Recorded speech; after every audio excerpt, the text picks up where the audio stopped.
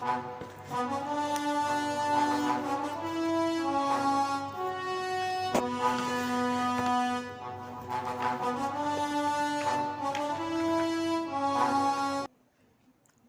నమస్కారం.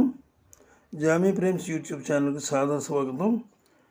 అలనాటి ఆణిముత్యాల్లో మీకు ఈరోజు చెప్పబోయేది మిస్సమ్మ సినిమా గురించి. అందులో పాట రావోయి చందమామ మా వింత గాథ వినుమా. రావోయి చందమామ మా వింత గాథ వినుమా అంటే అక్కడతోటి ఆ చరణం ఆగిపోయింది.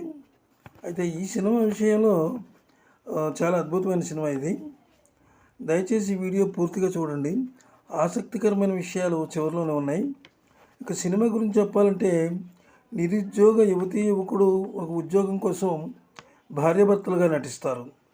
ఈ సినిమా 1955 జనవరి 12వ తేదీన విడుదలైంది. తెలుగు తమిళ వెర్షన్స్లో కూడా మిస్సమ్మ సినిమా ఆర్థికంగా విజయం బావుట ఎగరేసింది. ఈ పాటకు స్క్రీన్ మీద అభినయించిన వారు విశ్వవిఖ్యాత నట సార్వభౌమ డాక్టర్ నందమూరి తారక రామారావు, నటి శిరోమణి మహానటి సావిత్రి అద్భుతంగా నటించారు. ఈ పాటలో రామారావు గారు నటన ఒక ఎత్తు అయితే, అక్కడి నుంచి నటి శిరోమణి మహానటి సావిత్రి నటన ఇంకా చెప్పుకోవాలన్నమాట. అంటే ఈ పాటలో వారిద్దరూ అభినయం ఎక్స్ట్రాడినరీగా ఉంది.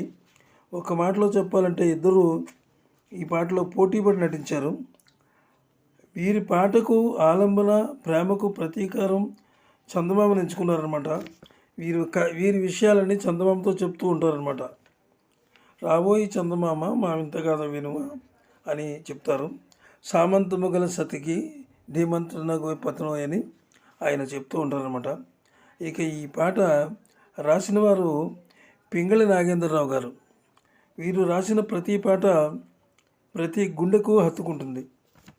హృదయ క్యాన్వాస్పై ముద్రపడుతూ ఉంటుంది. పదాల పొందిక, అక్షరాల అమరిక పసందుగా పాటను పరిగెత్తించడం, తర్వాత పల్లకి ఎక్కించడం పింగళి వారికి వెన్నతో పెట్టిన విద్యే కాదు, పెన్నతో పెట్టిన విద్య కూడా. వెన్నతో పెట్టిన విద్యే కాదు కానీ పెన్నతో పెట్టిన విద్య కూడా. ఆ జంట మనసులని, భావాల్ని చందమామకు నివేదించుకునే విధంగా రచన సాగింది. చాలా అద్భుతంగా ఈ పాట ఉంది. అయితే ఈ పాటను పాడినవారు ఏఎం రాజా, పీలీల. ఏఎం రాజా పాటల్లో ఏ పాట బాగుందని చెప్పడం కష్టం. ఆ రోజుల్లో ఆయన గాత్రం అంత మాధుర్యంగా ఉండేది. ముఖంలో భావాలు వృద్ధి చేస్తూ ఉండేవి. ఎందరో సంగీత దర్శకులను కూడా ఆయన ప్రశంసలు అందుకున్నారు వారి చేత.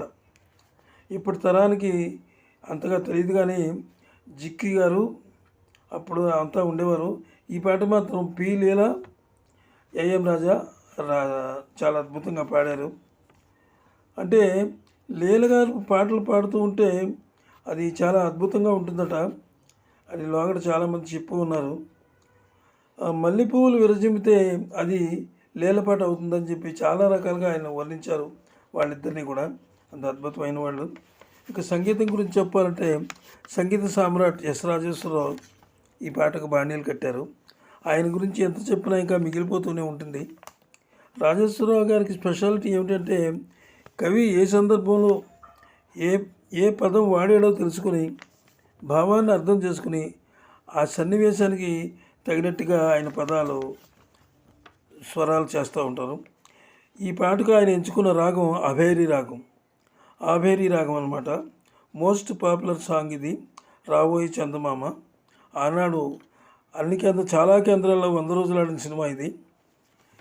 ఈ వీడియో మీకు నచ్చినట్లయితే ఒక లైక్ ఇవ్వండి, మాకు సపోర్ట్ చేయండి. మీకు తెలిసిన మిత్రులకి కొంచెం అది ఫార్వర్డ్ చేయండి. చేస్తే మాకు హెల్ప్ చేయండి. సెలవు, నమస్కారం.